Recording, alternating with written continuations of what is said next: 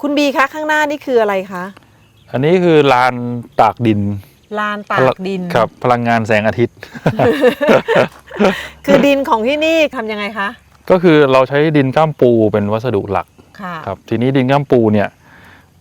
มันเป็นดินที่ไปขุดมาจากที่ต่างๆที่ไปคือไปโกยใบไม้โกยอะไรมาจากที่ต่างๆมันก็จะมาพร้อมเชื้อโรคแล้วก็ไส้เดือนฝอย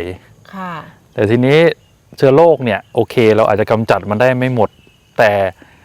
ไส้เดือนฝอยกับไข่ไส้เดือนฝอยเนี่ยจะถูกทำลายด้วยอุณหภูมิที่มากกว่า50องศานะครับทีนี้วิธีที่ง่ายที่สุดก็คือตากแดดแต่ทีนี้ตากแดดอย่างเดียวเนี่ยมันก็จะไม่ทั่วถึงใช่ไหมฮะก็เราก็ทำลานปูนไว้อันหนึ่งแล้วเราก็เอาผ้าใบนะครับแล้วเราก็เอาดินที่เราซื้อมาเนี่ยเอามาเทแล้วก็กระจายให้ทั่วแล้วก็เอาพลาสติกโรงเรือนเนี่ยพลาสติกหลังคาโรงเรือนเนี่ยคลุมลงไปก็จะได้อันเนี้ยมันก็จะอบแล้วก็รอวันที่แดดดีๆฮะสัก4-5 วันแดดดีๆเปรี้ยงๆเนี่ยแค่นี้ก็พอละเพราะว่าข้างในก็จะร้อนมากเลยเพราะข้างใต้ก็เป็นปูนใช่ไหมฮะข้างบนก็เป็นพลาสติกร้อนขึ้นมาอีกใช่มันจะระอุมากแล้วทีนี้พอหลังจากที่เราอบเปียกเสร็จเราเปิดพลาสติกออกแล้วก็เราก็จะทีนี้เราจะตากแห้งละเราก็ตากให้แห้งสัก2-3แดดจนแห้งแล้วเราก็ร่อนครับร่อนอีกร่อนก็คือเอาตะกร้าผ้ารูมันใหญ่ดีฮะร่อนแล้วร่อนเสร็จพอได้เนื้อละเอียดกักแล้วก็เอาไปหมักต่อหรือเอาไปทำอย่างอื่นได้ไปใส่ปลูกต้นไม้ใหญ่ได้นะครับแต่ว่าพอเนื้อละเอียดที่เราได้เนี่ยเอามาผสมกับเพอร์ไลท์ที่เป็นเพอร์ไลท์เม็ดเล็กอย่างนี้นี่เป็นเม็ดอันนี้คือผสมเรียบร้อยแล้วนะครับอันนี้เป็นเพอร์ไลท์เม็ดผงเห็นไหมจะมีเพอร์ไลท์เม็ดเล็กๆมากๆเนี่ยซึ่งมันกระจายในดินดีมากผมใส่ประมาณสัก 20%มีเพอร์ไลท์ผงๆนี่เลยครับแล้วก็ยังเห็นว่าเนื้อดินก็ไม่ได้คือ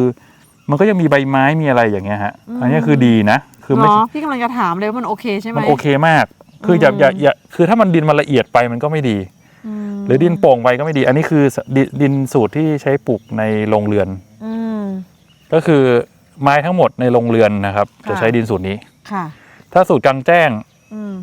เราจะไม่ร่อน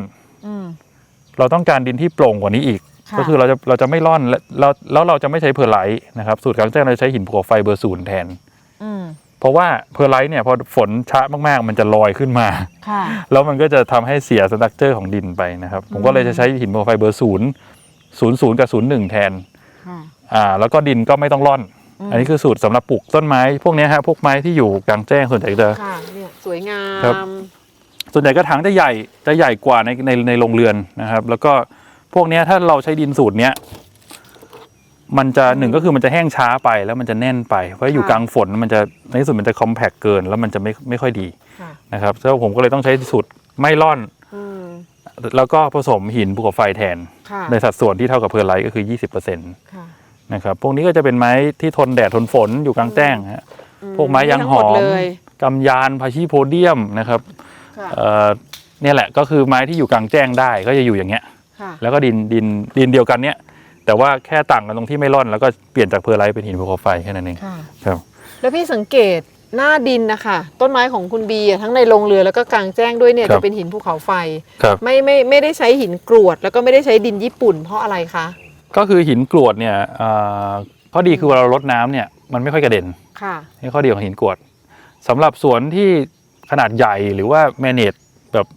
ขนาดเยอะๆเนี่ยผมว่าหินกรวดโอเคเพราะว่าสมมติว่าให้คนงานหรือให้ลูกน้องรดน้ำเงี้ยมันไม่กระเด็นแต่ข้อเสียของหินกรวดคือถ้าดินเป็นดินที่อุ้มน้ำเยอะเหมือนดินสูตรของผมเนี่ยครับการที่มันจะระบายน้ำการที่ดินจะแห้งเนี่ยจะช้าเพราะเหมือนกับว่ามันเคลือบไว้อะบนผิวอะมันจะกันไม่ให้ดินระเหยขึ้นมาเยอะไม่ให้น้ำระเหยขึ้นมาจากดินเยอะทำให้ดินแห้งช้าแล้วก็มีปัญหารากก็จะเน่าก็อะไรอย่างเงี้ยฮะผมก็เลยไม่ใช้หินกรวดนะครับแล้วก็ถ้าหินดินญี่ปุ่นถามว่าโอเคไหมจริงๆก็ใช้ลักษณะคล้ายๆหินภูเขาไฟนะครับอาจจะหนักกว่าหน่อยเวลารดน้ำอาจจะถ้าเม็ดใหญ่ก็อาจจะกระเด็นน้อยกว่าหินภูเขาไฟแต่ว่าผมแค่รู้สึกว่าคือบางทีมันก็ย่อยสลายอ่ะดินญี่ปุ่นพอนานไปมันย่อยสลายแล้วมันก็ทำให้ดินข้างล่างเกิดการคอมแพคตัวขึ้นมานะครับมันเกิดการย่อยสลายของแต่หินภูเขาไฟไม่เป็นอย่างนั้นนะหินภูเขาไฟไม่ย่อยสลายแล้วมันก็คงรูปของมันอยู่อย่างนั้นอีกอย่างก็คือ หินภูเขาไฟมันถูกกว่าด้วยแหละ เพราะว่าเราใช้จำนวนเยอะถ้าใช้น้อยๆดินญี่ปุ่นก็สวยดีนะครับผมว่าโอเคแต่ถ้าใช้เยอะอ่ะคือหินภูเขาไฟมันก็ถ้าเราซื้อเป็นกระสอบมันก็ถูกกว่าครับ เดี๋ยวไว้มาอีกนะครับมาอีก ยินดีครับพี่หาความรู้อะไรเนี่ยที่นี่แบบเยอะมากต้นไม้เยอะมาก ทึ่งมากทึ่งมากในความอะไรเรียกว่าอะไรดีอะของคุณบีอะอุตสาหะยังน้อยไปอะทุ่มเทความบ้าจริงเลยอะคือเยอะมากเดี๋ยวพี่มาเห็นแล้วพี่ไม่เข้าใจว่าคนหนึ่งอะจะทำแบบนี้ขึ้นมาได้อะคนเดียวอะก็ไม่ถึงคนเดียวแล้วพี่ผมก็มีแฟนผมช่วยแล้วก็มีลูกน้องขยันขันแข็งอยู่2 คนนะฮะ4 คนมี4 คน4 คนนะคะ4 คนทำได้ขนาดนี้เลยสุดยอดมากสุดยอดจริงๆถ้าวันหนึ่งเขาเปิดสวนจะเป็นสวนปิดใช่ไหมอะคือตอนนี้เราเพิ่งย้ายมาแล้วโรงขายเรายังไม่เสร็จพี่ทีนี้ถ้าเราเปิดเข้ามาเนี่ยเราของที่เราขายกับไม่ขายมันปนกันทีนี้เราก็คือ1ก็คือเราก็เกรงใจลูกค้าว่าถ้าเขามาแล้วก็ไอ้นี่ก็ไม่ขายไอ้นู่นก็ไม่ขายลูกค้ามาก็เสียเที่ยวเราก็เ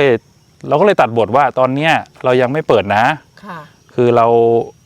คนอยากได้อะไรก็ถามมาเดี๋ยวเราดูให้แต่ว่าใน Facebook ก็ได้ซึ่งบางทีผมก็ตอบบ้างไม่ตอบบ้างเพราะว่ามันคือบางทีมันก็ทำไม่ทันนะฮะเยอะก็ต้องขอโทษด้วยถ้าถามมาเขาตื้อเข้ามาได้คือถ้าถามมาผ่านไปอาทิตย์นึงยังไม่ตอบตื้อเข้ามานะถามมาใหม่ไม่โกรธเพราะว่าอันเนี้ยคือเรารู้ว่าเรา manage ไม่ทันแล้วคือออเดอร์มันก็เข้ามาทับถมกันพอสมควรเงี้ยเราบางทีเราก็ลืมตอบเยอะเหมือนกัน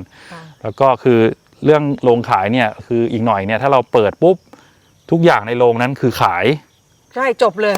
ไม่ได้ต้องมาถามว่าขายไม่ขายใช่คือง่ายเลยแล้วเราก็ manage ง่ายด้วยลูกค้าก็แฮปปี้ด้วยก็คือทุกอย่างในนั้นขายเราก็พยายามจัดเข้ามาให้หลากหลายที่สุดก็คือเราผลิตไม้อะไรได้เราก็จะจัดเข้าไปในโรงขายก็คืออีกหน่อยก็จะเป็นอย่างนั้นนะครับเมื่อไหร่เลยดีกว่าเมื่อไหร่พูดยากเพราะว่าตอนนี้ก็งบประมาณบานปลายไปมหาศาลพอสมควรนะครับมีโซนต้อนรับลูกค้าด้วยซึ่งเก๋ไก่มากเป็นปูนเปื่อยสไตล์กรีกเลยเดี๋ยวอีกหน่อยมันจะเป็นแนวแบบเดี๋ยวอุบไว้ก่อนดีกว่าเดี๋ยวอุบไว้ก่อนเดี๋ยวจะสวยๆแน่นอนนะครับแล้วก็จะมีจัดสวนให้เห็นว่าแคคตัสซัคคิวเลนต์เนี่ยสามารถใช้งานจริงได้ในการจัดสวนเป็นสวนทะเลทรายรอบๆอะไรอย่างนี้นะครับแล้วก็จะมีโชว์ครับพี่มาแน่นอนครับพี่เปิดสวนพี่มาแน่นอนโอเคขอบคุณครับพี่ขอบคุณมากค่ะขอบคุณค่ะ